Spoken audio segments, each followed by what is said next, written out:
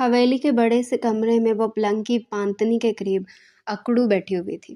رو رو کر اس کا حلق خشک ہو چکا تھا۔ ماں بابا، آپ نے مجھے یہاں کیوں بھیج دیا؟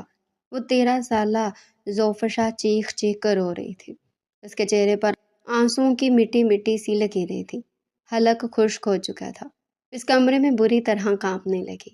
وہ خون بہا میں یہاں اس کمرے میں لا کر بند کر دی گئی اور اسے اس کا مستقبل بھی نہیں معلوم تھا۔ میں کہاں جاؤں گی؟ وہ ڈر کے مارے اپنے پورے وجود کے ساتھ لرز رہی تھی۔ اسے زبردستی لال دوپٹہ اڑا دیا گیا جس سے اس کے سہاگن ہونے کی نشانی پتہ چل رہی تھی۔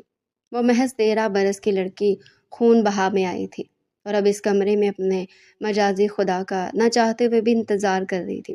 اسی دوران کمرے کا دروازہ کھلا۔ ظفر شاہ کو اپنا دل بند ہوتا محسوس ہوا۔ اس نے فوراً سے اپنے سینے پر ہاتھ رکھا اور اندر داخل ہونے والے اپنے مجازی خدا کی طرف دیکھا جو خون خوار نگاہوں سے اسے دیکھ رہا تھا۔ وہ عمر میں اس سے 15 سال بڑا تھا۔ اس کا سانس اٹک کر رہ گیا لیکن اگلے لمحے وہ اس کے قدموں میں گر گئی۔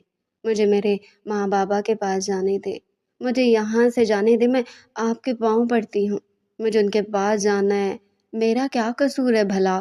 وہ شدت سے رونے لگی لیکن اندر داخل ہونے والے اس کے مجازی خدا پر اس کے آنسوؤں کا کوئی بھی اثر نہیں ہو رہا تھا۔ دفع ہو جاؤ میری نظروں سے۔ وہ دیوار کا سہارا لینے لگا۔ ظفر شاہ نے پھٹی پھٹی نگاہوں سے اپنے سامنے کھڑے اپنے شوہر کو دیکھا جو نشے میں دھت تھا۔ کیوں کھڑی ہو جاؤں؟ بیٹھو۔ وہاں پلنگ پر اگلی لمحے وہ اسے کلائی سے اسے زور سے پکڑ کر کھینچ کر بیڈ پر پٹک چکا تھا کہ وہ حیران رہ گئی۔ اس کا دل جیسے ابھی پسلی توڑ کر باہر آ جائے گا۔ مجھے جانے دیں، میں آپ کے سامنے ہاتھ جوڑتی ہوں۔ وہ ایک بار پھر سے اپنے ہاتھ جوڑ کر زاروں کی طرح رو رہی تھی۔ جو کچھ تم لوگوں نے کیا ہے، تمہارے خاندان نے کیا، اس کے بعد بھی تم مجھ سے رحم کی امید رکھتی ہو؟ وہ لہک لہ کر کہہ رہا تھا جس بات کی واضح نشانی تھی کہ وہ پی کر آیا ہے۔ اگلی لمحے اس نے اپنی بات مکمل کرتی اس کے سر پر سجا دوپٹہ اتار کر اس زور سے دور پھینکا کہ ظفر شاہ اپنی قسمت پر ایک بار پھر سے آنسو بہانے لگی۔ یہ آپ کیا کر رہے ہیں؟ خدا کا واسطہ ہے مجھ سے اس طرح سلوک مت کریں۔ اس نے اپنے دونوں ہاتھ اس کے سامنے جوڑ دیے لیکن وہ بے رحم انسان جو نشے میں دھت تھا اسے اپنی 13 سالہ بیوی پر بالکل بے رحم نہ آیا۔ خون بہا میں آئی ہو، اپنی اوقات کو پہچانو، باندی بنا کر رکھوں گا تمہیں، تب تمہارے خاندان والوں کو پتہ چلے گا کہ کسی کا بیٹا قتل کر دینا کیا ہوتا ہے۔ اس قتل کے ذریعے میرے ہزاروں ارمان مٹی میں مل گئے ہیں۔ مجھے زبردستی بھیا کے کہنے پر تمہیں بنی کرنا پڑا، خون بہا میں اپنے نکاح میں قبول کرنا پڑا۔ اس سے زیادہ میری ذلت اور کیا ہو سکتی ہے؟ وہ خون خوار آنکھیں لگے آگے بڑھ کر اس کے بال اپنی مٹھی میں جکڑ کر اس پر جھکے کہہ رہا تھا، مجھے معاف کر دے، میرا قصور نہیں ہے، مجھے معاف کر دے، مجھے چھوڑ دیں۔ اس کے قدموں میں ایک بار پھر سے گر کر گڑ گڑانے لگی لیکن وہ اپنے ہوش و حواس کھو چکا تھا اور اس کے سامنے اس کی محبت کی دشمن کھڑی تھی۔ اسے کیسے معاف کر سکتا تھا؟ اگلے لمحے حیدر علی نے اسے زور سے پلنگ پر جھٹکا دیا کہ وہ گر پڑی اور وہ اس پر جھک کر اپنا سارا غصہ اس پر اتارنے لگا۔ خدا کا واسطہ ایسا مت کرے پلیز۔ اسے بے لباس کر چکا تھا اور نشے کی حالت میں اس پر ظلم و ستم کے پہاڑ توڑنے لگا۔ مجھے بخش دیجیے، مجھے معاف کر دیجیے، مجھے ماں بابا کے پاس جانا ہے۔ وہ 13 سالہ کمزور سی دھان بان لڑکی اس وقت اپنے مجازی خدا سے رو رو کر اسے چھوڑنے کی اپیل کر رہی تھی لیکن وہ اپنی سماعتوں پر جیسے پردہ ڈال چکا تھا۔ وہ یہ تک بھول گیا تھا کہ اس کے سامنے ایک بچی ہے جس پر وہ اپنا غصہ نکال رہا ہے۔ اب تمہیں پتہ چلے گا کہ کسی کی محبت جب مٹی میں مل جاتی ہے تو اس پر کیا اثر ہوتا ہے۔ وہ دنیا جہان سے بے خبر ہو جاتا ہے۔ میرے ساتھ بھی یہی سب کچھ ہو رہا ہے۔ وہ انتہائی خمار آلود لہجے میں کہہ رہا تھا۔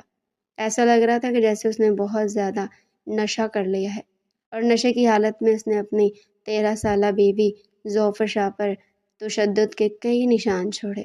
اس کے جسم پر جگہ جگہ کاٹنے کے نشان موجود تھے، کتنی جگہ تو خون نکل کر جم چکا تھا اور تو اور اس نے اپنی ساری وحشتوں کی شدتیں اس کے اندر اتار دی تھی۔ درد کی ایک چیخ اس کے منہ سے برآمد ہوئی اور اگلے لمحے وہ جیسے ہوش و خرد سے بیگانہ ہوگی۔ حیدر علی نے ایک لمحے کے لیے اسے غنودگی میں جاتے دیکھا، درد کے انتہا پر اسے پہنچا کر اسے غور سے دیکھنے لگا اور خود بھی اگلے لمحے بے ہوش ہو گیا۔ ماں بابا روتے ہوئے ظفر شاہ کے منہ سے سسکی بھرے یہ الفاظ نکلے تھے، اور دوسرے لمحے وہ بھی ہوش و خرد سے بیگانہ ہو کر اس کے ظلم و ستم کر کر کے بے لباس سی بستر پر گھٹری بنی بے ہوش ہو چکی تھی۔ خون بہا میں لائی جانے والی لڑکیوں کی یہی حیثیت ہوتی ہے۔ وہ نیند میں بھی بڑبڑانے لگا، اور کافی دیر بعد کمرے میں خاموشی چھا گئی۔ تھوڑی دیر پہلے کا جو ظلم و ستم ایک معصوم سی لڑکی پر کیا گیا، وہ اب ہمیشہ ہمیشہ کے لیے اس کے معصوم ذہن پر نقش ہو چکا تھا۔ صبح کا آغاز پرندوں کی چہچہاہٹ سے ہوا۔ کھڑکی سے صبح کی روشنی چھن چھن کر آ رہی تھی۔ وہ چکراتے ہوئے سر کے ساتھ اٹھا، اور اگلے ہی لمحے جیسے اس کی نظر اپنے بستر پر گٹھری بنی اس کی 13 سالہ بیوی پر پڑی تو اس کے ہاتھ پاؤں ٹھنڈے ہونے لگے۔ اس نے آگے بڑھ کر اس کا ماتھا دیکھا، وہ شدید بخار میں تپ رہی تھی۔ یہ میں نے کیا کر دیا؟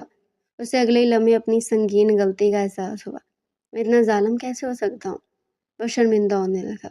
فوراً سے اس نے اس پر پانی کے چھینٹے مارے، لیکن بخار کی شدت کی وجہ سے وہ غنودگی میں تھی۔ وہ ہولے ہولے کانپ رہی تھی، یعنی ابھی تک رات کے تشدد کی وجہ سے اس کا جسم جھٹکے کھا رہا تھا۔ ظفر شاہ ہوش میں آؤ، اس کا چہرہ تھپتھپانے لگا۔ یہ میں نے کیا کر دیا؟ نشے کی حالت میں معصوم پر اس کے اوسان خطا ہو گئے۔ ایک لمحے کے لیے اس کے حواس کام کرنا چھوڑ کے، میں اتنا ظالم تو نہیں تھا۔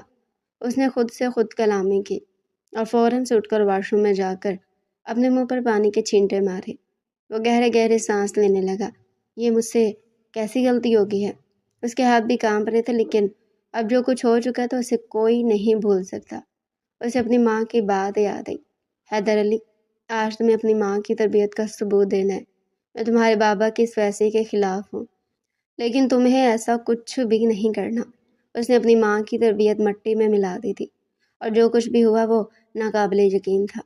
کافی دیر تک وہ شاور کھول کر اس کے نیچے کھڑا رہا۔ اس کا جسم شدید زلزلوں کی لپیٹ میں تھا۔ اگلے ہی لمحے اس کے ذہن نے اسے بتا دیا کہ اسے کیا قدم اٹھانے چاہیے تھے۔ میں تمہارے سامنے نہیں کر سکتا۔ میں جانتا ہوں کہ تمہیں مجھ پر سب سے زیادہ بھروسہ تھا ظفر شاہ، لیکن میں نے تمہارا بھروسہ توڑ دیا۔ تم نے مجھے اپنا دوست سمجھا، تم نے مجھ سے رحم کی اپیل بھی کی ہوگی، لیکن میں نے ہر چیز کا ذمہ دار تمہیں سمجھ لیا۔ میں کیسے تمہارا سامنا کر سکتا ہوں؟ اس کی آنکھیں نم ہونے لگی، لیکن جو کچھ وہ کل رات کو اس کم عمر کے ساتھ کر چکا تھا، شاید وہ ظفر شاہ کے لیے ہمیشہ کا صدمہ بن جائے۔ میں تمہیں اس حالت میں نہیں دیکھ سکتا، میں چلا جاؤں گا یہاں سے۔ اس نے جلدی جلدی شاور لیا، باہر نکل کر ایک نظر ظفر شاہ پر ڈالی۔ وہ ابھی تک کانپ رہی تھی۔ الماری کھول کر بیگ نکالا، جلدی جلدی اس میں کپڑے بھرے۔ سمینا آنٹی، آپ کا بھیجا گیا ویزا میرے کام آئے گا۔ 2 دن پہلے کا ویزا لگ کر آ چکا تھا۔ وہ اپنی خالہ سمینا کے پاس لندن جانے کی تیاری کرنے والا تھا، پر اب وہ ایک مجرم کی حیثیت سے جا رہا تھا۔ نہیں چاہتا تھا کہ گھر میں کسی کو بھی اس بات کا علم ہو۔ اس نے فوراً سے اپنی تمام پیکنگ جیسے تیسے کر کے مکمل کی، تمام ضروری کاغذات اٹھائے، اور صبح سب کے اٹھنے سے پہلے ہی گھر سے نکل گیا۔ جاتے جاتے اس نے ایک آخری نظر ظفر شاہ پر ڈالی۔ میں شدید شرمندہ ہوں، جتنا ظلم میں نے تم پر کیا اس کے بعد میں تم سے نظریں ملانے کے بھی قابل نہیں ہوں۔ تم مجھے معاف کر دو ظفر شاہ۔ اس کی آنکھیں ایک بار پھر سے آنسوؤں کی نمی سے چمکی، اور وہ دروازہ کھول کر اس گھر کو چھوڑ کر چلا گیا۔ تھوڑی دیر بعد ملازمہ نے جب دروازہ کھلا دیکھا تو اسے شدید تعجب ہوا۔ وہ آہستہ آہستہ کمرے کے اندر داخل ہوئی، اور جو حالت اس نے 13 سالہ ظفر شاہ کی دیکھی تھی، اس کے ہاتھ سے سارا سامان زمین بوس ہو گیا۔ بے جان وہ حواس باختہ سے دوڑتی ہوئی بے جان کے کمرے میں گئی۔ کیا ہوا ہے سمینا؟ صبح ہی صبح یہ کیا حرکت ہے؟ وہ جائے نماز لپیٹ کر کھڑی ہوئی تھی۔ جب اس نے آگے بڑھ کر بی جان سے کہا، بی جان وہ ظفر شاہ، سمینا کی آنکھوں میں آنسو آ گئے۔ کیا ہوا ہے ظفر شاہ کو؟ اور تم صبح ہی صبح ان کے کمرے میں کیوں چلی گئی؟ تمہیں پتہ نہیں کہ شادی شدہ جوڑے کے کمرے میں صبح ہی صبح نہیں جایا جاتا؟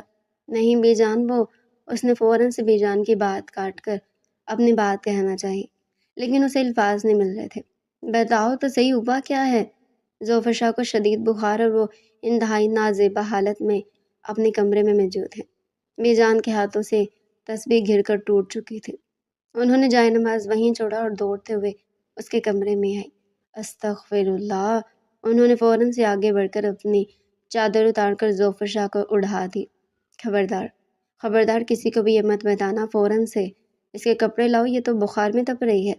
جلدی سے ٹھنڈا پانی اور پٹیاں لے کر آؤ، میں اس کی پٹیاں کروں، تم اس کے کپڑوں کا انتظام کرو۔ انہوں نے فوراً سے اسے حکم دیا اور اس کے برابر میں بیٹھ کر اس پر پانی چھڑک کر اسے ہوش میں لانے کی کوشش کرنے لگی۔ یہ تم نے کیا کر دیا حیدر، یہ تم نے کیا کر دیا؟ ان کی آنکھوں سے آنسو بہہ نکلے تھے۔ ان کی خود کی بھی 2 بیٹیاں تھیں، کسی کی بیٹی پر یہ ظلم و ستم وہ ہرگز برداشت نہیں کر سکتے تھے۔ وہ خون میں لت پت تھی اور بے جان نے اس کی حالت دیکھ کر اپنا سر ہی پیٹ لیا۔ حیدر، تم نے ثابت کر دیا کہ میری تربیت ضائع گئی ہے۔ تم نے اس بچے کا کیا حال کر دیا ہے؟ بے جان، جو شروع سے ہی انتہائی رحم دل تھی اور خون بہا کے اس فیصلے کے سخت خلاف تھی، انہوں نے حیدر کو اپنے کمرے میں بلا کر کہا، خاص طور پر کہا تھا کہ بس کے ساتھ ایسا کوئی بھی سلوک نہیں کرے گا۔ لیکن حیدر پر جو گزری تھی وہ اس نے نشے میں اپنا غم غلط کرنا چاہا، اور پھر اس سے وہ سب کچھ ہو گیا جو وہ خود بھی نہیں کرنا چاہتا تھا۔ اتنی دیر میں سمینہ ٹھنڈے پانی کے بٹیاں لے آئی۔ دونوں نے اسے پٹیاں رکھنا شروع کر دی، اس کا چہرہ صاف کیا، اس کے جسم پر موجود خون کے نشانات کو صاف کرنے کے بعد اس کے پورے جسم کو گیلے تولیے سے صاف کیا اور پھر کپڑے پہنا دیے۔ وہ اب ہلکا ہلکا ہوش میں آنے لگی، لیکن اسے دیکھ کر لگ رہا تھا کہ اس کے اندر رہی سہی ساری ہمت ختم ہو چکی ہے۔ بی جان، بی جان، مجھے ماں بابا کے پاس جانا ہے۔ وہ روتے ہوئے ہوش میں آنے کے بعد بھی ایک ہی بات کہتی رہی، سمینہ، حیدر کو بلاؤ، کہاں ہے وہ؟ اسے فوراً سے بلا، اس کمرے کا دروازہ بند کر کے جاؤ، اگر میرا کوئی پوچھے تو بتانا کہ پڑوس میں گئی ہوئی ہے۔ انہوں نے سمینہ کو خبردار کیا تو وہ دروازہ بند کر کے باہر نکل گئی۔ مجھے بتاؤ بیٹا، کیا یہ سب کچھ حیدر نے تمہارے ساتھ کیا ہے؟ انہوں نے تصدیق کے لیے ایک بار پھر سے ظفر شاہ سے پوچھا تو رات کا پورا منظر اس کی آنکھوں کے سامنے گھوم گیا۔ وہ ہولے ہولے کانپنے لگے۔ مجھے اپنے ماں باپ کے پاس جانا ہے۔ بی جان کو ایک لمحے کے لیے ایسا لگا کہ جیسے اس کی ذہنی حالت کافی حد تک خراب ہو چکی ہے۔ میں لے جاؤں گی تمہیں تمہارے ماں بابا کے پاس، تم ٹھیک ہو جاؤ بس۔ انہوں نے آگے بڑھ کر اسے اپنے سینے سے لگا لیا۔ وہ کیسے اس معصوم پر ظلم برداشت کر سکتی تھی؟ حیدر، میں اس بات کے لیے تمہیں کبھی معاف نہیں کروں گی، انہوں نے اسے غائبانہ طور پر مخاطب کرتے ہوئے کہا، اور اگلے ہی لمحے ایک بار پھر سے ظفر شاہ کی تیمارداری میں مصروف ہو گئی۔ جو کچھ انہوں نے ان کے بیٹے نے کیا تھا اس معصوم کا حلیہ بگاڑ کر رکھ دیا تھا۔ اس بات نے انہیں کسی کے منہ دکھانے کے لائق نہیں چھوڑا تھا۔ ظفر شاہ کی حالت بگڑتی چلی جا رہی تھی۔ وہ بی جان کی باہوں میں تھی کہ جب اچانک سے اسے ابکائی سی محسوس ہوئی اور اسے الٹی آئی۔ بی جان یہ دیکھ کر خوفزدہ ہوگی۔ سمینہ، جلدی سے غلام محمد سے کہو گاڑی نکالیں، اسے ہاسپٹل لے جانا ہوگا۔ انہوں نے سمینہ کی مدد سے اسے تمام گھر والوں کی نظروں سے بچا کر حویلی کے پچھلے دروازے سے باہر نکالا اور غلام محمد کے ساتھ بیٹھ کر ہسپتال کی طرف روانہ ہوگی۔ میں تمہیں کبھی معاف نہیں کروں گی حیدر، تمہیں اس کا جواب دینا ہوگا، انہوں نے دل ہی دل میں کہا اور اپنی ساری توجہ ظفر شاہ پر کر دی۔ وہ اس معصوم بچی کو اس حالت میں کیسے چھوڑ سکتی تھی؟ شفیع، میں تمہیں بھی معاف نہیں کروں گی، تم نے میرے فیصلے کے خلاف جا کر ونی کا فیصلہ لیا، میں اللہ کو کیا منہ دکھاؤں گی؟ وہ ایک اللہ لوک انسان تھی۔ انہوں نے جب سے سمینہ کے اطلاع پر ظفر شاہ کی حالت دیکھی تھی خود سے بھی نظریں ملانے کے قابل نہیں رہی تھی۔ دوسری طرف حیدر علی کا کوئی اتا پتہ نہیں تھا۔ زندگی نے انہیں کس مقام پر لا کر کھڑا کیا وہ دل ملا کر رہ گئی۔ وہ لندن اپنی خالہ کے پاس پہنچ چکا تھا اور اسے وہاں دیکھ کر حیران ہوئے۔ تم یہاں کیسے؟ انہوں نے اس سے پوچھا۔ حیدر نے وہاں بیٹھ کر ایک گہری سانس بھری۔ اسے ایسا لگا کہ جیسے وہ ایک جرم کر کے دوسرے شہر میں اپنا جرم چھپانے کی غرض سے آ چکا ہے۔ اس نے ایک سکون کا سانس بھرا۔ آپ نے ویزا بھیجا تھا، میں نے پہلے تو انکار کر دیا، لیکن اب میرا دل چاہ رہا تھا کہ میں یہاں آ جاؤں اور آپ کے کہنے کے مطابق عمل کروں، یہاں پڑھائی کروں۔ ویسے بھی صرف 5 سال ہیں، یوں پڑھ لگا کر اٹھ جائیں گے۔ وہ بغیر اطلاع کے آیا تھا، اس لیے خالہ حیران ہوئی، لیکن اگلے ہی لمحے انہوں نے اپنی بیٹی یسریٰ کو آواز لگائی، بیٹا حیدر بھائی آیا ہے، اس کے کھانے کا انتظام کرو۔ انہوں نے اس کی رہائش کا انتظام تو پہلے سے ہی کر رکھا تھا۔ اسد کے ساتھ جو کچھ ہوا مجھے بہت افسوس ہے۔ خالہ نے اسے اظہار تعزیت کیا تو وہ انہیں دیکھ کر رہ گیا، لیکن باجی جان بتا رہی تھی کہ شفیع کا فیصلہ انہیں پسند نہیں آیا ہے۔ شفیع نے آخر یہ فیصلہ کیوں کیا؟ ان کی سوالیہ نظریں حیدر پر آ کر رک سی گئی۔ ویسے کیا شفیع نے خود نکاح کیا یا اس کا نکاح تم سے ہوا ہے، جو لڑکی وہاں بنی ہو کر آئی ہے؟ باجی جان بتا رہی تھی بہت کم عمر ہے۔ خالہ کے سوال پر اس کا ذہن معاف ہونے لگا۔ رات کو پورا منظر اس کی آنکھوں میں ایک بار پھر سے گھومنے لگا۔ جو کچھ وہ وہاں کر کے آیا تھا وہ معافی کے لائق نہیں تھا۔ بہت تھکا ہوا ہوں، میں بعد میں آپ کو ساری تفصیل بتاتا ہوں۔ اس نے خود کو انتہائی تھکن زدہ ظاہر کیا تو خالہ کے آگے بڑھ کر اس کا سامان اٹھایا۔ یہاں کے سامنے والے کمرے میں چلے جاؤ، اگر کھانا کھانا چاہتے ہو تو بھی بتا دینا۔ حیدر نے نفی میں سلایا، میں بس آرام کروں گا، اور اندر کمرے میں بند ہو گیا۔ احساس جرم ختم ہونے کا نام ہی نہیں لے رہا تھا، لیکن جس طرح وہ بھگوڑا بن کر یہاں آیا تھا وہ بھی تو ناقابل معافی تھا۔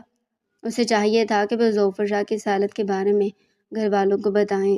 اگر اسے کچھ ہو گیا تو یہ سوچتے اس کے ہاتھ پاؤں ٹھنڈے ہو گئے، لیکن وہ اب کسی سے نہیں پوچھ سکتا تھا، کیونکہ اس کا پوچھنا اعتراف جرم کے برابر تھا۔ کچھ دن پہلے وہ اپنے کمرے میں بیٹھا کتاب پڑھ رہا تھا کہ جب اچانک اس کے کمرے میں دروازہ کھول کر کوئی اندر داخل ہوا۔ وہ سیدھا ہو بیٹھا۔ سامنے اس کی بہن علینا کی دوست ظفر شاہ کھڑی تھی۔ دروازہ بجا کر اندر آتے ہی وہ ناگواری سے کہنے لگا، سوری میں بھول گئی، وہ 13 سال کی لڑکی اس وقت شرمندہ نظر آنے لگی۔ کیا کام ہے؟ کیوں آئی ہو یہاں؟ وہ کھڑے تیور لیے اس سے پوچھنے لگا۔ علینا نے بھیجا، میں اسے ایک سوال سمجھنے آئی تھی، لیکن اس نے کہا کہ یہ حیدر بھائی تمہیں اچھی طرح سمجھا سکتے ہیں، آپ مجھے سمجھا دیں گے؟ وہ اپنی انگلیاں مروڑ کر انتہائی معصومیت سے اس سے پوچھنے لگی، کون سا سوال ہے؟ اسے اس وقت اس کا اپنے کمرے میں آنا سخت ناگوار گزرا۔ ظفر شاہ کے چہرے پر ہوائیاں اٹھ گئی، لیکن اس نے ہمت کر کے آگے بڑھ کر علینا کے ہٹلر بھائی حیدر علی کے سامنے ایک سوال کھول کر رکھ دیا۔ یہ کرسی لے کر آؤ سامنے سے، اور ادھر بیٹھو، سمجھاتا ہوں۔ اس نے ایک حکم صادر کیا۔ وہ میکانیکی انداز میں اس کا حکم سن کر کرسی کھینچ کر اس کے برابر میں بیٹھ گئی۔ وہ آہستہ آہستہ اسے سمجھانے لگا۔ سمجھ آ گیا؟ تھوڑی دیر بعد جب اس نے اسے پوچھا تو ظفر شاہ نے نفی میں سر ہلایا، مجھے کچھ سمجھ نہیں آیا۔ اس کی آنکھوں میں نمی چمکی۔ تم رو رہی ہو؟ وہ حیران ہوا۔ میں نے تو تم سے کچھ بھی نہیں کہا۔ وہ مسلسل اس کی آنکھوں میں دیکھنے لگا۔ کچھ نہیں، بس مجھے آپ سے ڈر لگ رہا ہے۔ اس کی اس بات کو سنتے اس کا زور سے ہنسنا ظفر شاہ کو اور زیادہ رونے پر مجبور کر گیا۔ علینا نے بھی کیسی پاگل دوست بنائی ہوئی ہے، اس نے آواز بلند کہا۔ ظفر شاہ حیرانی سے اسے دیکھنے لگی، پھر اگلے لمحے کھڑی ہو گئی۔ میں پاگل نہیں ہوں۔ اسے سخت برا لگا۔ اچھا لیکن بونگی تو ضرور ہو۔ وہ پھر سے ہنسنے لگا۔ آپ مجھ پر ایسے نہیں ہنس سکتے، اس کا تمام خوف بالائے طاق رکھ کر نہ ڈر انداز میں کہنے لگی۔ اچھا تو کیسے ہنسوں، تم ہی بتا دو۔ ویسے ہنس لوں گا۔ وہ اسے مزید چھیڑنے لگا۔ وہ منہ بسور کر وہاں سے جانے لگی تھی کہ اس نے ایک بار پھر سے اسے پکارا، ظفر شاہ میری بات سنو۔ وہ مڑ کر اسے دیکھنے لگی۔ یہ اپنے بھائی سمیر کو سمجھا دو، اسد کو نہ بگاڑے۔ آج صبح سے بائک پر لے کر چلا گیا ہے اور ابھی دوپہر کے 2 بج رہے ہیں، واپس نہیں آیا۔ اسے سمجھا دو کہ حیدر شفیع بھائی سے کہہ دے گا وہ اسد کے ساتھ آوارہ گردی کرتا پھرتا ہے، اس کا پڑھائی میں بھی بالکل دل نہیں لگا۔ وہ انتہائی سنجیدہ ہو کر اس سے کہہ رہا تھا، آپ اسد بھائی کو بھی سمجھا دینا، میں وہاں امی کو کہوں گی، عثمیر بھائی کو سمجھا دیں گی۔ اسے سخت برا لگا کہ وہ اکیلا اس کے بھائی کو قصوروار قرار دے رہا تھا، جبکہ اسد بھی زبیر کے ساتھ گھومنے پھرنے میں برابر کا شریک تھا۔ بہت تیز ہے یہ لڑکی۔ اور جیسے کمرے سے نکلی اس نے زیر لب کہا، لیکن معصوم بھی ہے۔ اس کے چہرے پر چھائی معصومیت ایک بار پھر سے اس کی آنکھوں کے سامنے لہرائی تو وہ ہنس پڑا اور پھر اپنی کتاب میں مصروف ہو گیا۔ بھائی آپ نے زوفی کو کیا کہا ہے؟ وہ روتے ہوئے گئی ہے۔ علینا تھوڑی دیر بعد اس کے کمرے میں دندناتی ہوئی ہے اور کمر پر ہاتھ رکھ کر غصے سے پوچھنے لگی، میں نے اسے کچھ بھی نہیں کہا، ویسے تم اس کی وکالت کرنے کیوں آئی ہو؟ اپنے جیسی دوست سے بناتی ہو بونگی سی۔ وہ ایک بار پھر سے طنز کر گیا، کیا آپ نے اس کے ساتھ ایسے بونگی کہا؟ بھائی آپ نے کیا کر دیا؟ کم از کم میرا ہی سوچ رہے تھے، وہ میری دوست ہے۔ وہ منہ بسور کر کہنے لگی، اب جو جیسا ہوگا اسے ویسے کہا جائے گا نا۔ وہ کاغذ پر قلم سے کچھ لکھنے لگا۔ اچھا میں آپ سے ایک بات کہنے آئی تھی۔ کیا؟ وہ مصروف انداز میں پوچھنے لگا۔ کیوں بتاؤں؟ ویسے آپ کی پسندیدہ شخصیت کے بارے میں یہ بات ہے۔ اس کے کان کھڑے ہو گئے اور وہ کتاب بند کر چکا تھا۔ سارینہ کے بارے میں۔ وہ اٹھ کر اس کے قریب آیا۔ جی ہاں سارینہ آپی بھی آ رہی ہیں، آج گھر پر چچا جانے کا ہے، وہ یہاں کچھ گھنٹے رہیں گی اور اس کے بعد چلی جائیں گی تاکہ بھی جان سے مل سکے۔ علینا نے آنکھ دبا کر کہا تو حیدر کے چہرے پر مسکراہٹ بکھر گئی۔ یعنی چچا جان راضی ہیں، وہ اس سے سوال کرنے لگا۔ اب یہ تو مجھے نہیں پتہ، اچھا یہ بتاؤ وہ کب آئے گی، یعنی کتنے بجے؟ مجھے ایک ضروری کام کے لیے بھی گھر سے نکلنا ہے، اب یہ میں آپ کو نہیں بتاؤں گی۔ وہ ہنسنے لگی۔ یہ کیا بات ہوئی؟ وہ غصہ ہوا۔ کیوں؟ آپ نے میری دوست کو بھونگی کہا اور یہ بھی کہا کہ الینا نے کیسی دوستیں بنائی ہوئی ہے، اپنے جیسی ہیں، اب مزہ آئے گا نا؟ اسے کہتی فوراً سے ہنستے ہوئے کمرے سے نکل گئی، اور وہ اس کے پیچھے یہ پوچھتا ہی رہ گیا کہ تم نے مجھے بتا دو، لیکن الینا بھی اپنے نام کی ایک تھی۔ آخرکار اس نے حیدر کو نہ بتایا اور اپنا بدلہ پورا کر لیا۔ شام کو ایک ضروری کام نپٹانے کے بعد جب وہ گھر میں داخل ہوا تو یہ دیکھ کر ایک طرف تو اسے خوشی ہوئی کہ سارینہ سامنے صوفے پر بیٹھی ہوئی ہے، لیکن دوسری طرف زوفی کو اس کے برابر میں باتیں کرتا دیکھ کر اس کے ماتھے پر تیوری چڑھی۔ یہ تو یہاں دوبارہ آ گئی، ابھی صبح تو آئی تھی، اس نے فوراً دل میں سوچا، اور آگے بڑھ کر گلا کھنکار کر سارینہ کو سلام کیا۔ وعلیکم السلام۔ سارینہ نے پلکیں اٹھا کر اسے جواب دے کر دوبارہ نظر جھکا لی۔ ظفر شاہ تمہیں الینا بلا رہی ہے، اس نے بہانہ بنایا۔ ہیں، ابھی تو وہ میرے سامنے کچن میں گئی ہے، سب کو غلط فہمی ہوئی ہوگی۔ الینا نے مجھے نہیں بلایا، بلکہ وہ تو کچن میں ہیلپر کی ہیلپ کرنے گئی ہے۔ یہ کہتے وہ دوبارہ سارینہ سے بات کرنے لگی۔ یہ لڑکی سمجھتی کیوں نہیں ہے؟ حیدر علی کا دماغ بھگ سے اڑا۔ اچھا ذرا میرے لیے گلاس پانی تو بھر کر لاؤ۔ اس نے پھر سے ظفر شاہ کو وہاں ہٹانے کے لیے بہانہ کیا۔ ہیں، میں آپ کو پانی پلاؤں؟ وہ حیرت سے سارینہ کی طرف دیکھنے لگی۔ اگلے لمحے اس کے چہرے پر مسکراہٹ ابھری اور اس نے وہاں میز پر رکھا جگ گلاس اٹھا کر گلاس میں پانی بھرا اور حیدر کے حوالے کر دیا۔ وہ تلملا کر رہ گیا۔ سارینہ اب اس صورتحال سے اچھی طرح واقف تھی، وہ زیر لب مسکرا رہی تھی۔ سارینہ آپ یہ کیا ہو گیا ہے؟ میں آپ سے سیریس بات کر رہی ہوں اور آپ مسکرا رہی ہیں۔ اسے تعجب ہوا۔ نہیں کچھ نہیں۔ اس نے ایک نظر حیدر علی کو دیکھا، دوبارہ سے اپنی نظر جھکا لی۔ حیدر کا دل چاہا کہ وہ یہ گلاس اٹھا کر زوفی کے سر پر دے مارے، جو ہزار بہانے بنانے کے باوجود بھی وہاں سے اٹھ کر جانے کا نام ہی نہیں لے رہی تھی۔ پھر اس نے گلاس وہاں پر رکھا۔ زوفی نے ایک دم سے آنکھیں اٹھا کر اسے دیکھنا۔ اب تم جاؤ گے یہاں سے یا اسی طرح سارینہ کا سر کھاتی رہو گی؟ مجھے اس سے ضروری بات کرنی ہے۔ وہ اس کا غصے سے بھرا انداز دیکھ کر ایک دم سے ڈر گئی، اور اگلے ہی لمحے اس کی آنکھوں سے پانی نکلنے لگا۔ کیا ہو گیا حیدر؟ آپ کو اس طرح نہیں کہنا چاہیے تھا۔ زوفی اتنی بڑی نہیں ہے، وہ بچی ہی، ڈر گئی ہے آپ کے لہجے سے۔ سارینہ نے ظفر شاہ کے سامنے حیدر کو ڈپٹا تو وہ اور زیادہ رونے لگی۔ یہ بچی ہے، اسے سمجھ نہیں ہے؟ کب سے بول رہا ہوں کہ جاؤ، الینا بلا رہی ہے، پانی پلاؤ، تو اسے سمجھ کیوں نہیں آتی کہ میں تم سے اکیلے میں بات کرنا چاہتا ہوں؟ جب تک اسے کوئی واضح بات نہ بتاؤ یہ سمجھتی ہی نہیں ہے، لگتا ہے دماغ میں بھوسا ہے۔ حیدر کا غصہ ختم ہونے کا نام ہی نہیں لے رہا تھا۔ یہ سنتے ہی ظفر شاہ وہاں سے کھڑی ہو گئی۔ اس کا معصومیت بھرا انداز دیکھ کر حیدر کا دل افسوس سے بھرنے لگا۔ کیا ضرورت تھی اتنا غصہ کرنے کی؟ وہ سارینہ کے برابر میں بیٹھا، یار سمجھ ہی نہیں آ رہی تھی وہ، حیدر بے بس سا کہتے ہوئے صفائی دینے لگا۔ پھر بھی اچھا نا، اب میں یہاں ظفر شاہ کیا محسوس کرتی ہے اس پر تقریر نہیں سن سکتا؟ وہ بدمزہ ہوا۔ میں یہاں تم سے اپنی بات کرنے آیا ہوں۔ کیا؟ اس نے دلچسپی ظاہر کی۔ تم نے اپنے گھر والوں سے بات کی یا نہیں؟ مجھے جلدی سے فیصلہ سناؤ، کیونکہ خالہ نے میرے لیے کوششیں شروع کر دی ہیں۔ امی مجھے پڑھائی کے لیے وہاں بھیجنا چاہتی ہیں۔ خالہ نے کہا ہے کہ وہ اپنا سورس استعمال کریں گی اور میں جلد لندن چلا جاؤں گا۔ جانے سے پہلے میں تم سے اپنا تعلق جوڑنا چاہتا ہوں۔ اس نے سارینہ کی طرف محبت بھری نگاہوں سے دیکھتے ہوئے کہا تو وہ نظر جھکا گئی۔ بتاؤ نا، کیا فیصلہ ہے تمہارا؟ میں چاہتا ہوں کہ تم صرف میری رہو اور میں وہاں جانے سے پہلے تمہیں اپنے ساتھ باندھنا چاہتا ہوں۔ منگنی نہیں، ڈائریکٹ نکاح کرنا چاہتا ہوں۔ اس کی بات سن کر وہ شرما گئی۔ حیا کی لالی اس کے چہرے پر بکھر گئی۔ میں بات کرتی ہوں امی سے، ان کا ارادہ بھی یہی ہے، سب کچھ ہمارے حق میں بہتر ہو، وہ نظریں جھکا کر کہہ رہی تھی۔ حیدر کا دل چاہا کہ وہ آگے بڑھ کر اس پری وش کو اپنی باہوں میں بھر لے، لیکن وہ صرف سوچ سکا تھا۔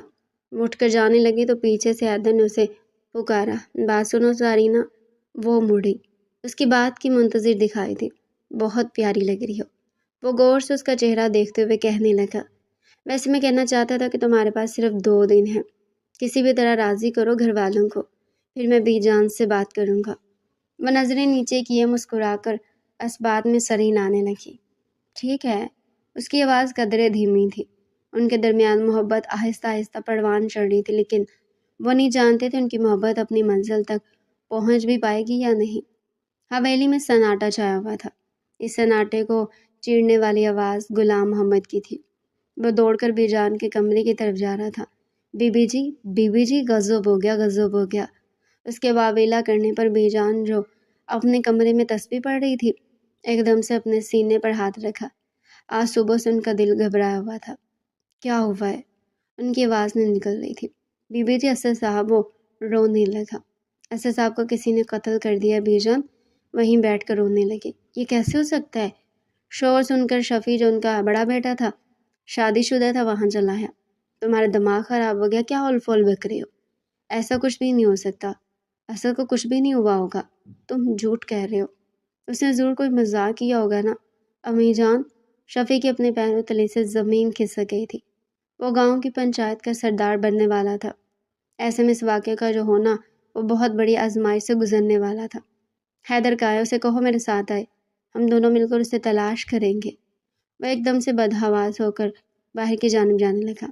جب غلام محمد نے اسے پکارا، صاحب جی، اسد صاحب کی لاش حویلی کے باہر پڑی ہوئی، یہ ہمارا ہی ایک ملازم لے کر آیا ہے، اس کی سانس نہیں چل رہی، وہ مر چکے ہیں۔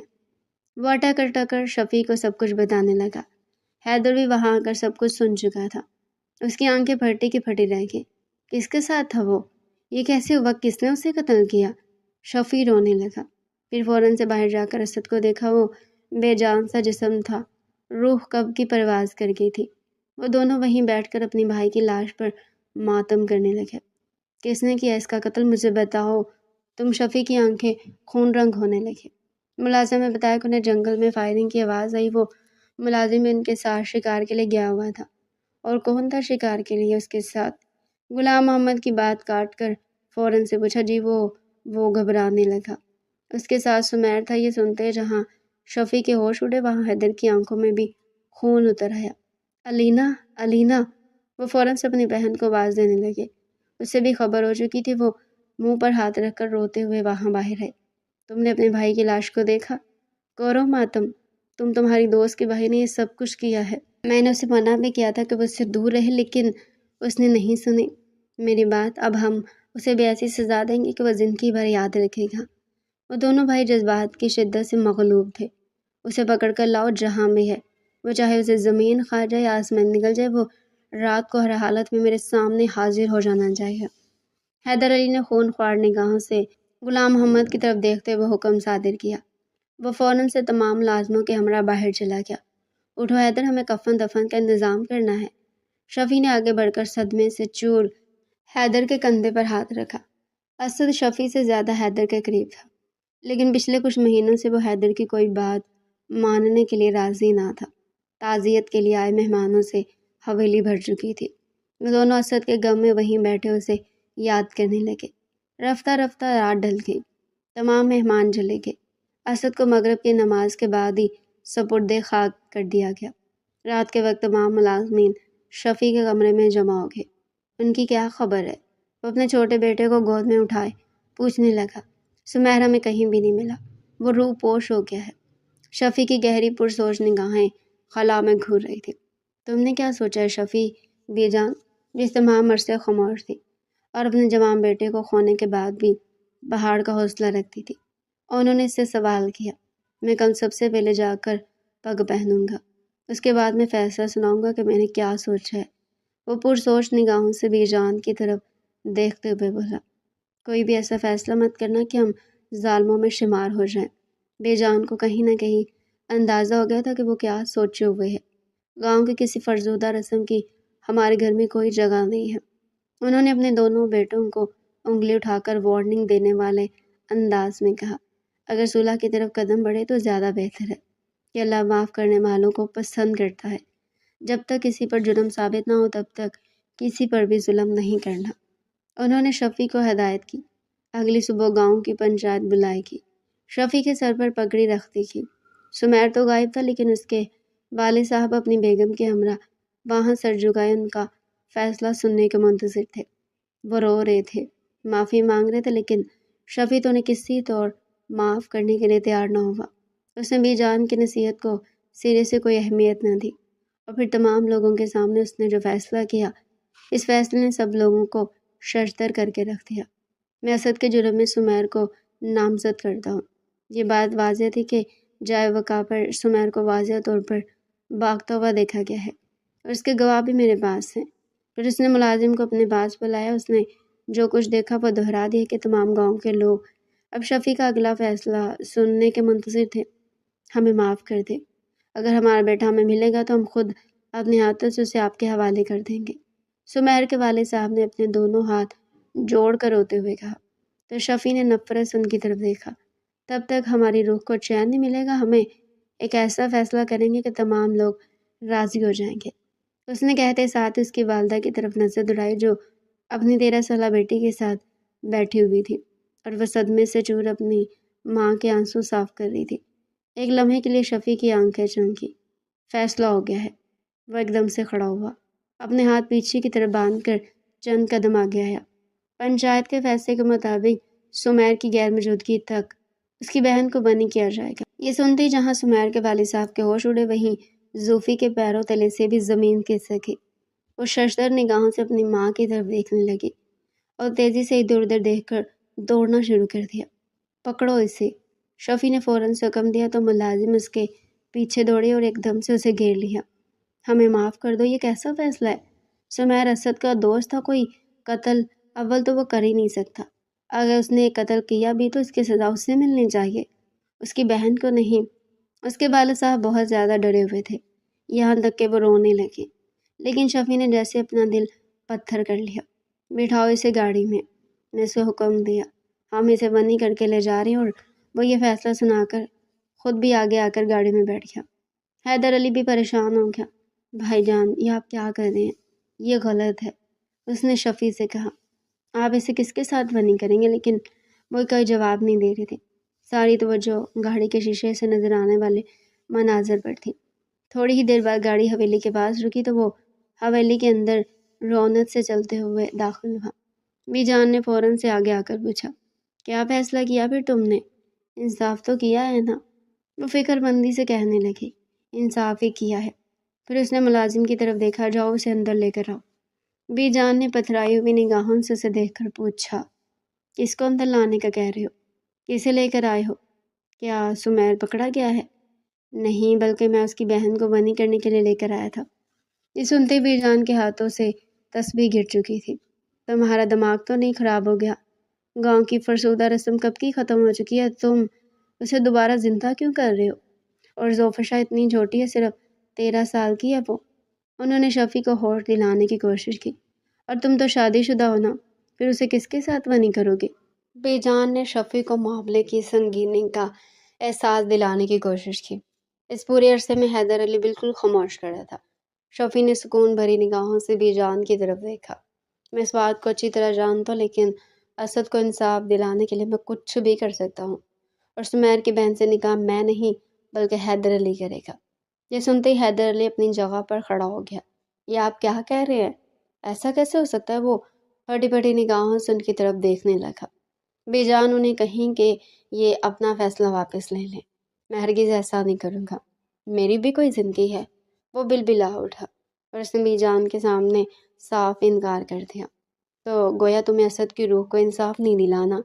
شفیع نے کینہ توز نگاہوں سے اپنے چھوٹے بھائی کی طرف دیکھا۔ ایسی بات نہیں ہے، اسد کو انصاف تبھی ملے گا جب سمیر کو سزا ملے گی۔ میں بھلا یہ کیسے کر سکتا ہوں؟ وہ ایک بار پھر سے احتجاج کرنے لگا۔ اس کو سیدھا اور صاف مطلب یہی نکلتا ہے کہ تم اسے انصاف نہیں دلانا چاہتے، دشمن کی لڑکی کو اپنی باندی بنا کر نہیں رکھنا چاہتے۔ میں شادی شدہ ہوں اور میری زوجہ اس بات کی اجازت نہیں دے رہی، لیکن تم تو کنوارے ہو، تمہیں کون سی بات روک رہی ہے؟ یہ سنتے ہی حیدر علی کا دل ایک دم سے جیسے کسی نے مٹھی میں لے لیا۔ اس کی آنکھوں کے سامنے سارینہ کا چہرہ گھومنے لگا۔ وہ تو اسے کل جواب دینے والی تھی، اور آج یہ سب کچھ کیا ہو رہا تھا؟ وہ احتجاج ہی کرتا رہ گیا، لیکن شفیع نے اسے صاف اور واضح طور پر کہہ دیا کہ وہ سوتیلا ہے، سوتیلا ہی رہے گا۔ اسد اور شفیع سگے بھائی تھے، جبکہ بی جان نے حیدر علی کو پالا تھا۔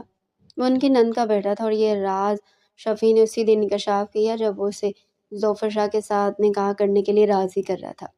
یہی وہ لمحہ تھا جب اس نے ثابت کر دیا کہ وہ بھی ان کا سگا ہی ہے، سوتیلا نہیں، اور اس نے اپنا سر جھکا دیا۔ सारीना अगले ही दिन हवेली में दिखाई दी। सुबह को उनका निकाह था, उसकी आंखों में बेपनाह नमी थी। तो ये था तुम्हारा प्यार। उसे देखने लगी। इसमें मेरा कोई कसूर नहीं है, बात मेरी अना पर आ गई थी। मोहब्बत में भला कौन सी अना होती है? सारीना ने रोते हुए उसके झुके हुए सर को देखा। किस्मत ने भी मुझे कहाँ लाकर मारा है। जिस लड़की को मैं कल की बच्ची समझती थी, उसी लड़की से तुम निकाह करने चले हो। उसका इसमें कोई कसूर नहीं है, तुम ही इनकार कर दो। अपनी अना को टूट जाने दो, लेकिन किसी पर जुल्म मत करो। कम अज़ कम उसका नहीं तो मेरा और तुम्हारा ही सोच लो। लेकिन उसके होंठों पर कफल लग चुका था और सब कुछ बर्बाद हो गया। सारीना आंखों में नमी लिए उसी तरह पलट गई और उसने अपने निकाह में ज़ोफ़र शाह को कबूल कर लिया। ज़ोफ़र शाह तो जैसे काटो तो बदन में लहू नहीं के मुतरादिफ। जब से हवेली आई थी उसने रोने के अलावा कोई काम ना किया। मीजान ने उसे लाल दुपट्टा उड़ा दिया और हैदर अली के कमरे में पहुंचा दिया। फिर उन्होंने हैदर अली को बुलाकर नसीहत की कि खबरदार जो कोई इंसानियत सोच सलूक किया, वो तुम्हारी बीवी और उसे बीवी ही समझो, बांदी बनाने की ज़रूरत नहीं। शफ़ी का गलत फ़ैसला आगे ले जाकर मत चलना, वो कम उम्र है, कोई जुल्म मत करना। वो सर हिलाकर घर से बाहर निकल गया। दोस्तों की महफिल में जा पहुंचा, जहाँ पीने पिलाने का दौर चला, तो उसने भी अपना गम गलत करने के लिए पहली बार मामनू शाह को मुँह लगाया। और उसके बाद जो कुछ हो वो नाकाबिले बयान था। उसने दरिंदगी की हर हद पार कर ली थी और 13 साला ज़ोफ़र शाह को अपनी हवस का निशाना बनाया था। ये सब कुछ उससे नशे में हुआ और फिर अगले दिन वो शर्मिंदा होकर खाला की तरफ से भेजा गया वीज़ा कबूल करके लंदन जा पहुंचा। 5 साल बाद। बेजान, क्या सबको ये बात मालूम है? मुझे तो खाला ने अभी अभी फ़ोन करके बताया कि हैदर अली तो कल की फ़्लाइट से पाकिस्तान रवाना हो गया है और आज दूसरा दिन है, वो अभी तक यहाँ क्यों नहीं आया? बेजान ने यह सुना तो उनके चेहरे पर खुशी के आसार दिखाई दिए, लेकिन अगले ही लम्हे उनकी नज़र अपने सामने बैठी ज़ोफ़ी पर पड़ी तो उनके चेहरे का रंग उड़ गया। उसे आना होगा तो आ जाएगा। वो रात उन्हें अभी तक नहीं भूलती थी, जब डॉक्टर ने उन्हें कह दिया था कि ज़ोफ़ी के बचने के कोई चांसेस नहीं है, क्योंकि उसे अंदरूनी बहुत गहरे ज़ख्म आए हैं। और ये खबर उनके लिए किसी तमांचे से कम न थी जो उनके अपने बेटे ने उनके मुंह पर मारा था। जैसे तैसे करके इलाज हुआ, वो ठीक होगी। उसे अपना दिल हवेली में लगा लिया और इसमें सबसे बड़ा हाथ बीजान का था। अब वो एक खूबसूरत सी नौजवान दोशीज़ा में बदल गई थी, जिसकी खूबसूरती का हर कोई दिल दादा था। अलबत्ता इस हवेली में अगर कोई उससे बुरा सलूक करता तो वो शफ़ी था, जो उसकी शक्ल देखते उस पर बरस पड़ता। लेकिन बीजान ने उसे सब्र करना सिखा दिया था। सो वो कर रही थी। अस्सलाम वालेकुम बीजान, कैसे हैं आप? जैसे उनकी नज़र बैरूनी दरवाजे पर पड़ी तो वो अपने कंधे पर बैग लटका कर अंदर दाखिल हो रहा था। आते साथ ही उसने बेजान से गले मिलना चाहा, लेकिन 2 साल पहले का हिसाब अभी बाकी था। कैसे हो तुम? उन्होंने चुभती हुई आवाज़ में कहा। हालांकि वो अपने बेटे के लिए बहुत तड़पी थी। उन्होंने उसे बहुत फ़ोन किए, लेकिन शायद एहसास जुर्म की बिना पर उसने उनका फ़ोन का हर बार काटा और अब वो उनकी आंखों के सामने था। ज़ोफ़र शाह ने एक नज़र उठाकर अपने मुजरिम को देखा। वो पहले से कहीं ज़्यादा हैंडसम हो गया था। उसने अपना बैग एकदम से ज़ोफ़र शाह के सामने फेंका। इसे मेरे कमरे में पहुंचा दो। शायद वो उसे पहचान नहीं पाया। बीजान ने शर्तर निगाहों से उसकी तरफ देखा। वो कहना चाहती थी कि ये क्या हरकत है, तुम्हारी गुलाम नहीं, लेकिन फिर अगले लम्हे उसका जुमला सुनकर वो पत्थर की होगी। और हाँ, ज़रा अच्छी सी कॉफ़ी बना देना। कॉफ़ी बनानी तो आती है ना अम्मा? इसी काम पर रखा है तो ये सब कुछ तो आता ही होगा। मुझे लंदन में कॉफ़ी की बहुत ज़्यादा आदत हो गई थी। बना लोगी ना तुम? वो बीजान से बात करते हुए एकदम से उससे मुखातिब हुआ। वो फटी फटी निगाहों से बीजान की तरफ देखने लगी। बीजान ने उसे आंखों में इशारा किया। उसका बैग इसके कमरे में रखा ही हो जो 5 साल से उसके ज़ेरे इस्तेमाल था और वो वहीं रहती थी। फिर उसने किचन का रुख किया। उसका दिल चाह रहा था कि वो उसे गर्म कॉफ़ी से उसे जला दे। वो रात वो अभी तक नहीं भूल पाई थी। उसके हाथ कांपने लगे। उसने इंतहाई लरजते हाथों के साथ सॉस पैन चूल्हे पर रखा। ये बीजान की दी हुई हिम्मत ही थी कि जिसने उसे अभी तक इस हवेली में गुजारा करने पर मजबूर किया, वरना जैसा उसके मजाजी खुदा ने उसके साथ किया था, उसके बाद तो वो किसी को मुंह दिखाने के लायक भी नहीं रही थी। इसी दौरान अलीना अंदर किचन में दाखिल हुई और उससे यूं आंसुओं के साथ रोते देखकर एकदम से हैरान हो गई। क्या हुआ तुम्हें? तुम रो क्यों रही हो? उसने फौरन से अपने आंसू साफ किए। नहीं, कुछ भी नहीं, बस वो کافی بنا رہی تھی۔ کافی؟ خیریت؟ پھر اگلے لمحے اس کا دماغ بھگ سے اڑا۔ کیا حیدر علی واپس آ گیا ہے؟ اس کا جواب سنے بغیر وہ لاؤنج میں جا کر اسے دیکھنے لگی۔ روتے ہوئے اس کے گلے لگ گئی۔ ان دونوں میں کافی دوستی تھی۔ آپ کہاں چلے گئے تھے 5 سال تک؟ آپ نے ہم سے کوئی رابطہ ہی نہیں رکھا۔ خالہ سے بات کرتے تو وہ کہتی کہ ٹھیک ہے، اور آپ ہم سے کیوں چھپتے پھر رہے تھے؟ اس بات پر ایک لمحے کے لیے حیدر کی ہنسی غائب ہو گئی، اور دوسرے لمحے اسے اس پریوش کا خیال آ ہی گیا جس کی اس نے شوہر ہوتے ہوئے عزت پامال کی تھی۔ وہ کہاں ہے اس وقت؟ اس نے علینا سے پوچھا۔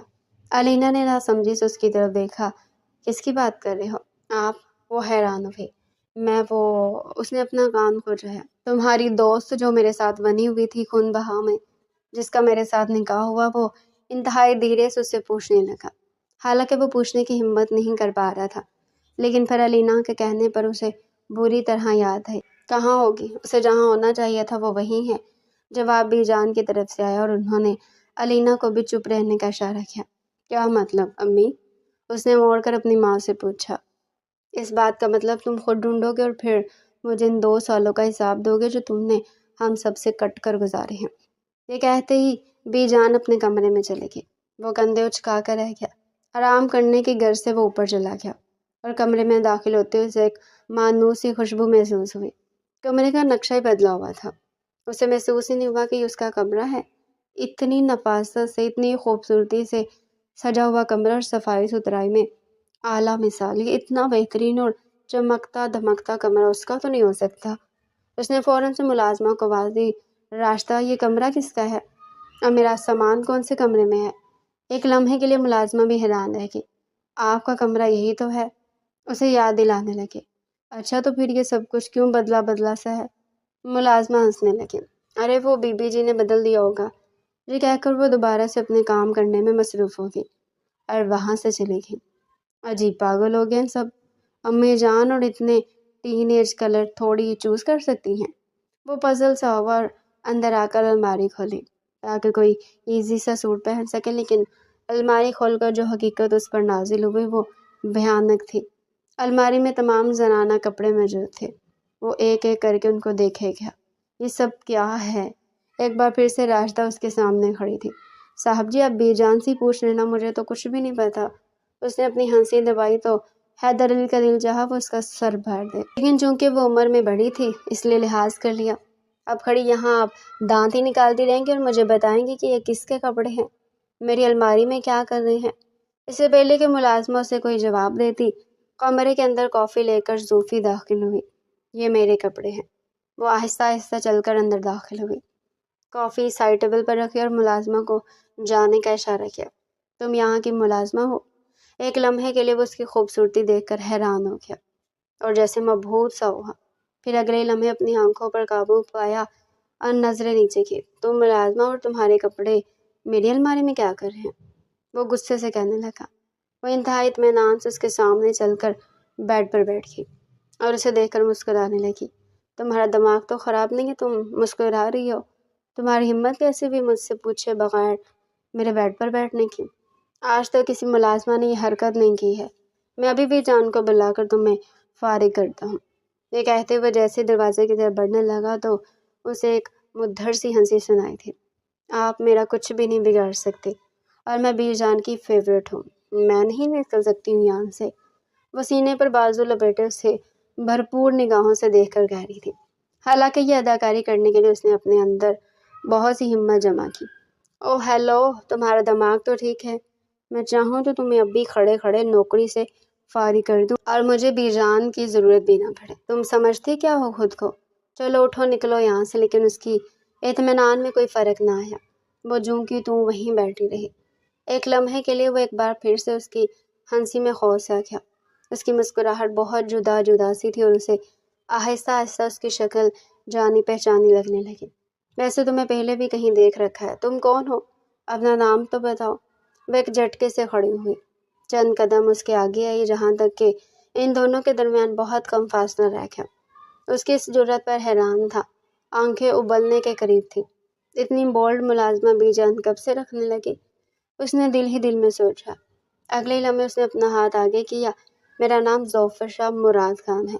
آپ کا نام تو میں جانتی ہوں۔ آپ کا نام حیدر علی ہے نا؟ اور اگلے لمحے اسے ایسا لگا جیسے اس کے کمرے کی چھت اپنے پورے وزن کے ساتھ اس کے اوپر آ گری ہے۔ اس کے جملے کی باز گوشت کو سنتا رہا۔ کیا کیا کہا تم نے؟ ظفر شاہ نے اپنا ہاتھ پہلو میں گرایا۔ میں نے وہی کہا جو آپ نے سنا ہے۔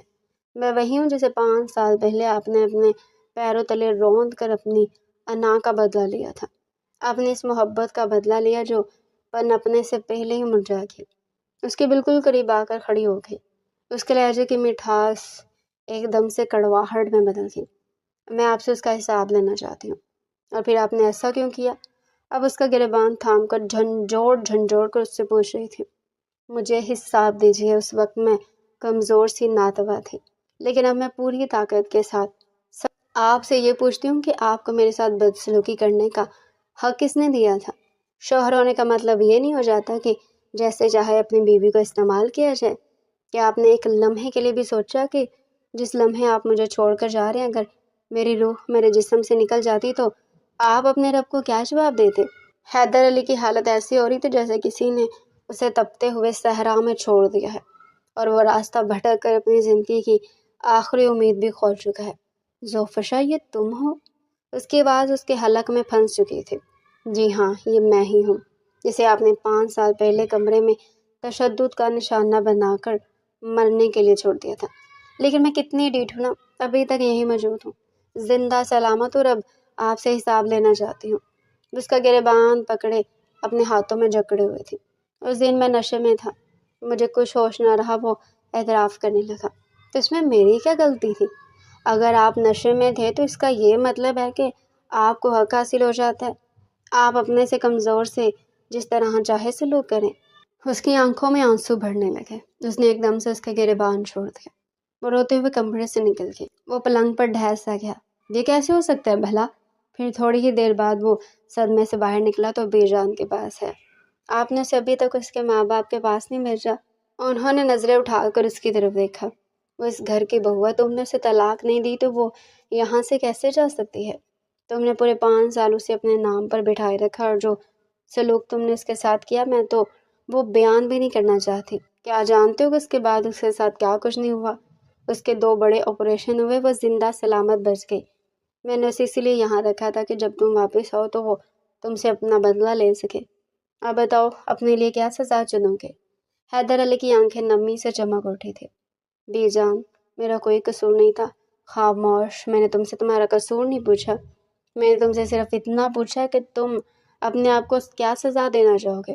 وہ کڑی نگاہوں سے اس کی طرف دیکھ کر پوچھنے لگی۔ اس کی نظر جیسے ہی بی جان کے کمرے میں صوفے پر موجود شخصیت پر پڑی تو وہ حیران ہوا۔ زوفی وہیں موجود تھی اور اس کی آنکھوں سے بھی آنسوؤں کی برسات ہو رہی تھی۔ ٹھیک ہے، اگر تم خود اپنے لیے کوئی سزا نہیں چننا چاہتے تو پھر اسے آزاد کر دو، اسے طلاق دے دو۔ یہ وہ لمحہ تھا جب حیدر علی اپنے حواسوں میں واپس آیا۔ یہ آپ کیا کہہ رہی ہیں امی؟ میں اسے طلاق کیسے دے سکتا ہوں؟ وہ گھٹنوں کے بل وہیں بیٹھ گیا اور ظفر شاہ کی طرف دیکھنے لگا، جس کی آنکھیں رونے سے سرخ ہو رہی تھی۔ میں اس سے معافی مانگتا ہوں، مجھے معاف کر دو۔ وہ اپنے دونوں ہاتھ جوڑے اس سے معافی مانگ رہا تھا۔ شفیع بائی کے کہنے پر میں نے اسے اپنے نکاح میں تو لے لیا، لیکن میں اسے اپنی محبت کے لٹ جانے کا قصوروار سمجھتا رہا۔ اس دن میں نے ممنوع شے کو پہلی بار اور آخری بار منہ سے لگایا اور تب مجھ سے یہ گناہ ہوا۔ نکاح میں ہوتے ہوئے میں نے اسے انسانیت سو سلوک کیا۔ وہ ذرا دیر کو چپ ہوا، لیکن میرا خدا گواہ ہے کہ ان 5 سالوں میں ایک لمحے کے لیے بھی میں سکون سے نہ جی پایا۔ بارہا میں آپ کو فون کرنا چاہتا تھا کہ میں اسے طلاق دینا چاہتا ہوں تاکہ وہ اپنی ایک نئی زندگی شروع کرے، لیکن دل کی ایک انجان سی بے عقلی مجھے یہ سب کچھ کرنے سے روکتی رہی۔ مجھے نہیں پتا تھا کہ وہ کون سا جذبہ تھا جب میں نے خود سے یہ فیصلہ کیا کہ میں کبھی بھی ظفر شاہ کو طلاق نہیں دوں گا، بلکہ ظفر شاہ جو اس بات کو غور سے سن رہی تھی چند قدم آگے آئی اور فوراً سے اس کی بات کاٹ کر پوچھا، بلکہ کیا میری زندگی میں کوئی اور زہر گھولیں گے؟ اس سے سوال کر رہی تھی۔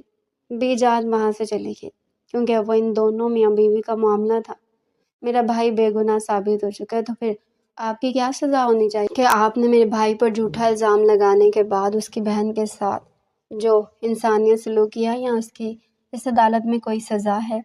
دنیا کی عدالت میں کوئی اس کی سنوائی ہے؟ وہ رو رہی تھی، وہ چیخ چیخ کر کہہ رہی تھی، حیدر علی کی آنکھوں سے بھی آنسو بہنے لگے۔ ایک لمحے کے لیے ظفر شاہ نے اس کی طرف دیکھا۔ کیا مرد بھی روتا ہے؟ وہ خود سے پوچھنے لگے، جب حیدر علی نے آگے بڑھ کر ایک دم سے اسے اپنی باہوں کے حصار میں لے لیا۔ یہی وہ جذبہ تھا جس کی وجہ سے میں نے تمہیں طلاق نہیں دی۔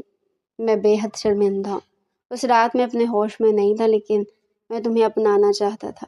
5 سال میں نے اس فیصلے میں گزار دیے۔